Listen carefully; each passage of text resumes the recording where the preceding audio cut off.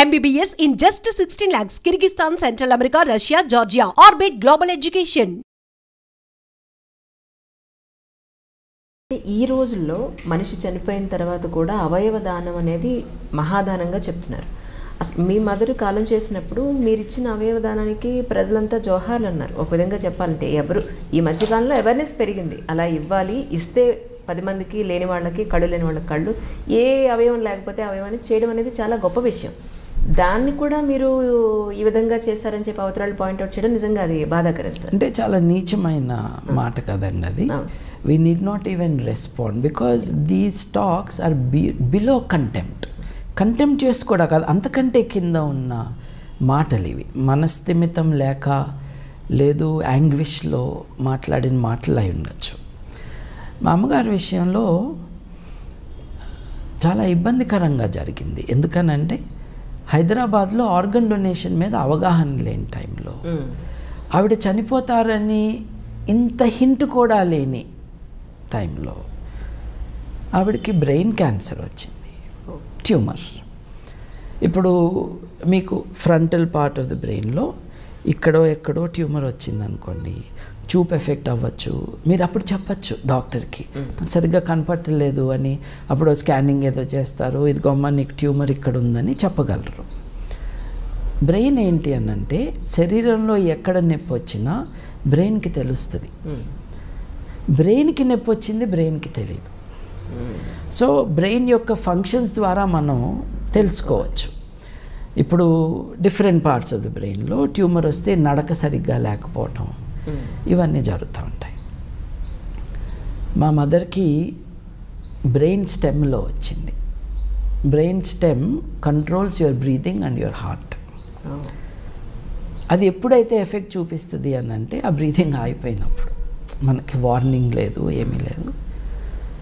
మా అమ్మగారితో నాకు ఒక intimate relation as a child. అది బేబీగా ఉన్నప్పుడు ఎలా ఉండేదో తను చనిపోయేదాకా కూడా అటువంటి రిలేషనే ఉండేది. చాలా క్లోజ్గా, చాలా ఆప్యాయత చూపించింది. అందరి తల్లుల్ని బిడ్డలు అలాగే అనుకుంటారు, నేను కూడా అలాగే అనుకునేవాడిని. నాకు తను కొన్ని నెలల్లో చనిపోతుంది అనగా నా పుట్టినరోజు ముందు ఈరోజు నాకు జన్మనిచ్చిన నా అమ్మని నాన్నని తలుచుకున్నాను నాన్న అని నాకు ఈమెయిల్ రాసి, నువ్వు నాకు పుట్టడం నా జన్మ సార్థకం అని రాశారమ్మ. ఏ తల్లి ఈ మాట అని ఉండదండి తన బిడ్డతో. నాకు ఆ రోజే ఫ్లైట్ ఎక్కి అమ్మకు వచ్చో ముద్దు పెట్టి మళ్ళీ వెళ్ళిపోవాలనిపించింది. చేయలేదు నేను. అట్లా రాసిన కొన్ని నెలలకి షీ డైడ్.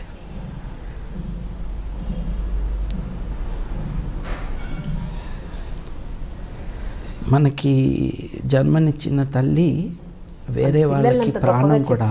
అంటే మీరు ఎంత గొప్పగా లేకపోతే ఆ తల్లి అంత హ్యాపీగా ఫీల్ అవుతుంది చెప్పండి. అందరి తల్లులు అలాగే అనుకుంటారండి బిడ్డల్ని. నా తల్లి నా మీద అటువంటి ప్రేమ, ఎఫెక్షను అది. సో తన ప్రాణం పోయింది వెంటిలేటర్ మీద. అంటే హార్ట్ బీట్ అవుతూ నాకు కనపడాలని మా నాన్నగారు వెంటిలేటర్ మీద పెట్టించారు. There is no hint that she would die. తలనొప్పి వచ్చింది, హాస్పిటల్ తీసుకెళ్లారు, స్కాన్ చేశారు, చాలా పెద్ద ట్యూమర్ ఉంది అని చెప్పారు. ఆ స్కానింగ్నే తను సర్వైవ్ కాలేదనుకుంటా, it's almost gone. So at least బాబు వచ్చేదాకా హార్ట్ బీట్ ఉండాలి అని వెంటిలేటర్ మీద పెట్టించారు మా నాన్నగారు. అంటే బ్రెయిన్ డెత్ జరిగి still the body organs are alive. నాకు తెలిసిన మెడికల్ నాలెడ్జ్ ప్రకారం some things could be done. ఇది యాక్చువల్లీ నేను టీచర్గా, ఫ్రెంచ్ టీచర్గా స్టార్ట్ చేసిన మొదటి 2 సంవత్సరాల్లో చైతన్య అని ఒక స్టూడెంట్ నా క్లాసులో ఉన్నాడు. తను ఇంటర్మీడియట్ చదువుతున్నాడు, నేను డిగ్రీలో ఉన్నాను. నేను ఐ స్టార్టెడ్ టీచింగ్ అర్లీ. పాపం చైతన్య నా క్లాస్ తర్వాత బైక్ మీద వెళ్తూ లారీ కింద పడి చనిపోయాడు. అయ్యో. చైతన్య చనిపోయినట్టు నాకే వివరం అందించారు. ఓకే. ఆ బాడీ ఎక్కడుంది ఏంటో కనుక్కుని ఆ తల్లిదండ్రులతో మాట్లాడటానికి వెళ్ళి ఉస్మానియా మార్చరీలో ఉండి వాళ్ళతో నేను ఇంటికి వచ్చి నేను ఇలా జరిగింది అని మా అమ్మగారితో నాన్నగారితో చెప్తున్నాను. నాన్నగారు రైతు కాబట్టి మధ్యాహ్నం టైంకి ఇంటికి వచ్చేవాళ్ళు. మేము కలిసే భోంచేసేవాళ్ళం, అమ్మ, నేను, నాన్నగారు. ఇలా గనక నాకు జరిగితే నా ఆర్గన్స్ని మీరు ఎవరికైనా ఇవ్వాలి అని నేను నా తల్లిదండ్రులతో అన్నాను. ఎప్పుడూ చేయని మా నాన్నగారు చివుక్కున లేచి భోజనం మానేసి వెళ్ళిపోయారు. నా బిడ్డ తన చావు గురించి నా ముందు చెబుతున్నాడు అన్న బాధతో. అయితే నేను అమ్మతో అన్నా, నువ్వేమంటావమ్మా అంటే, కరెక్ట్ అమ్మ నువ్వు చెప్పింది అన్నారు అమ్మ. అంటే అమ్మ నాకు ఆ రోజు పర్మిషన్ ఇచ్చినట్టు. కాబట్టి నేను మా అమ్మగారి సిస్టర్ అండ్ బ్రదర్స్ ఇద్దరితో ఫోన్లో మాట్లాడి పర్సనల్గా, బ్రదర్ అండ్ సిస్టర్ పర్సనల్గా మాట్లాడి ఇట్లా చేద్దాం అనుకుంటున్నాను అంటే మా మేనమామ గారు చాలా బ్యాడ్గా రియాక్ట్ అయ్యారు. ఫస్ట్ నాతో కాదు, మా నాన్నగారితో. కానీ ఆ వెంటిలేటర్ మీద దాదాపు 1.5 days ఉన్నారు. ఎందుకున్నారు అని అంటే ఈ బాడీని ఎవరు యాక్సెప్ట్ చేస్తారో అర్థం కావట్లా. Osmania university, Gandhi hospital, Osmania hospital, Gandhi hospital, వీళ్ళెవరూ ఎస్ అంటలేదు. వాళ్ళకి తెలీదు ఏం చేయాలో. నా డాక్టర్ ఫ్రెండ్స్, మరి నేను మెడిసిన్ చేద్దామనుకుని కదా ట్రై చేసింది. నా ఫ్రెండ్స్ చాలామంది డాక్టర్లు అయ్యారు కదా, వాళ్ళు వచ్చి నా తరపున ఫోన్లు చేసి ఇట్స్ నాట్ మూవింగ్ ఫార్వర్డ్. తర్వాత కిమ్స్ వాళ్ళు ఎస్ అన్నారు. ఈ ప్రాసెస్కి 1.5 days పట్టింది. ఈ రోజున్నరలో మా మేనమామ గారు కూడా హీ కేమ్ రౌండ్. అరే నువ్వు ఒక ఫౌండేషన్ పెడితే నేను కూడా దానికి బోర్డులో ఉంటాను రా అని అన్నారనమాట. ఈ 1.5 days ఎక్స్ప్లెయినింగ్ ద డెసిషన్. నేను చెప్పాను, నా తల్లి నేనే చేస్తాను, కానీ మీరందరూ కూడా ఇది కరెక్ట్ అని అనుకోవాలి. దట్ ఈస్ మై, మా నాన్నగారు నేను నిర్ణయించుకున్నాం ఇది. అలా నాకేం చెప్పారంటే, లివర్ ట్రాన్స్ప్లాంట్ అన్నది ఇక్కడ చేయలేము, బెంగళూరులో అయితే చేస్తారు. ఇంకొక ప్రాణాన్ని కాపాడొచ్చు కదా. సో నేను బెంగళూరుకి బాడీని నేనే తీసుకెళ్తాను, ఫ్లైట్ బుక్ చేసి బెంగళూరులో చేయిద్దాము అన్నాను. అయితే నాకు అప్పుడు ఏం చెప్పారంటే, చాలా ప్రికేరియస్ కండిషన్లో ఉంది. దాని అర్థం ఏమిటి అని అంటే, ఇంత వెంటిలేటరు ఇంత ఉన్నా కూడా the body may stop that little sign of life, then no organ can be donated. అది మొత్తానికి. సో ఐ సెడ్ ఓకే, ఇక్కడే చేయండి అని. సో ఎల్వి ప్రసాద్ నుంచి వచ్చి కార్నియా చాలామంది చేస్తారు.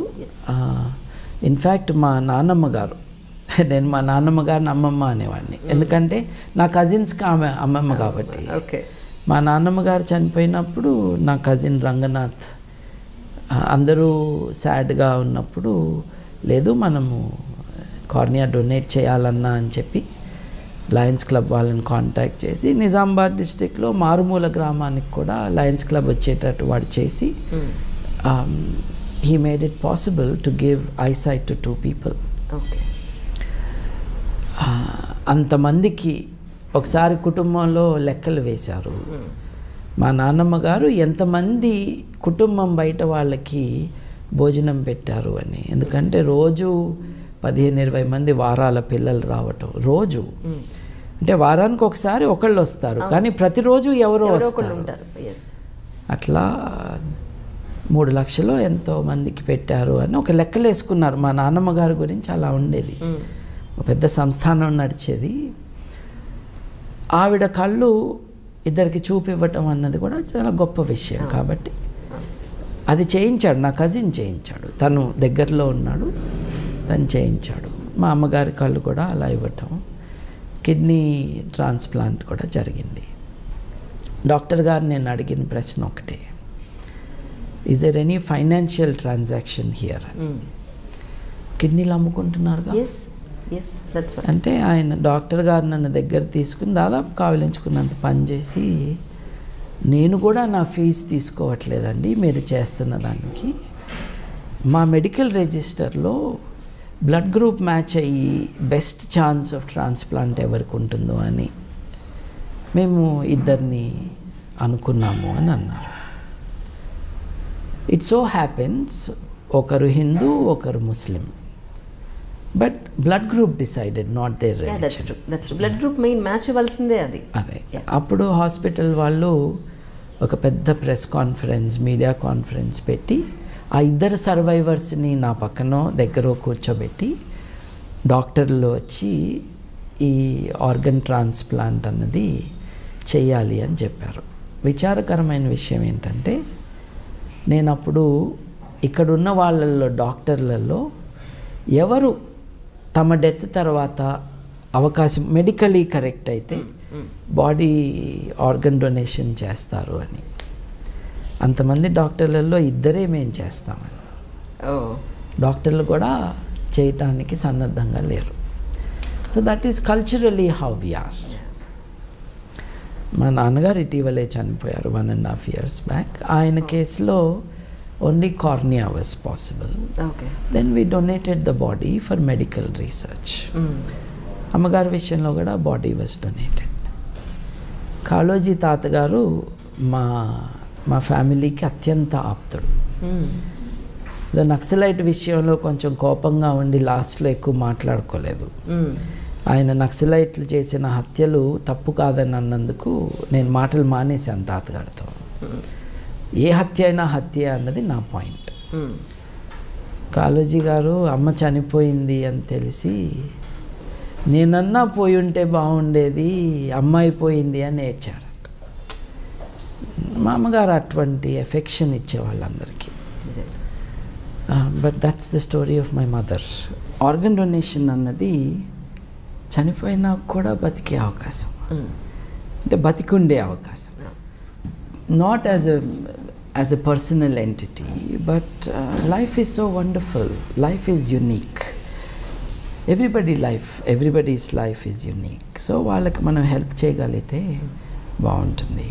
అన్ని మతాల వాళ్ళు కూడా ఆర్గన్ డొనేషన్ చేయటం అన్నది ఒక గొప్ప ఉదాత్తమైన విషయం అని భావించే పరిస్థితికి వాళ్ళు వచ్చాయి.